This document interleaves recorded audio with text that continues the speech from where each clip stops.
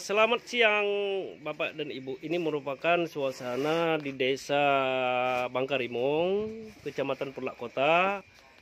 Yang suasana siang ini kita meninjau warung kopi sekaligus warung grosir punyanya Pak Kecik Desa Bangkarimung. Dalam hal ini Pak Jamaluddin. Nah, kita akan mewawancarai sejenak dengan beliau, kisah-kisah perjuangan hidup beliau di pedesaan untuk menempuh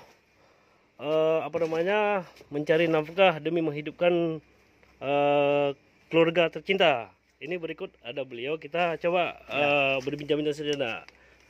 Assalamualaikum Pak Kecik. Waalaikumsalam. Habagar Pari.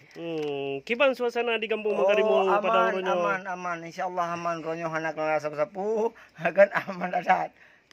Dari segi pun masalah BMG, masalah pedesaan, masalah pembangunan, insyaallah lancar. Alhamdulillah. Berarti hana kedalah sapu Pak Kecik ya? Hana. Aman. Semoga tanya berdoa lancar mendum, sehat walafiat mendum, dan tetap tanya terjaga protokol kesehatan Pak Kecik. Insyaallah. Dalam kampung tanya Harus pakai masker Pak Hari. Betul Pak Kecik. Nyan harus terapkan ke warga tanya mendum. Semoga keluarga-keluarga dan saudara-saudara tanya di Desa Bangkarimungnya terjauh dari wabah penyakit yang hana tanya inginkan. Kelegenyan Pak Kecik. Insyaallah. Keluarga dipat Pak Kecik. Sihat mendung keluarga Pak Kecik. Insyaallah sehat mendung. Yalah, salim ke keluarga mendung Pak Kecik. Insyaallah. Insyaallah lain kali dia nak melompat lah Pak Kecik. Ya betul. Assalamualaikum. Waalaikumsalam.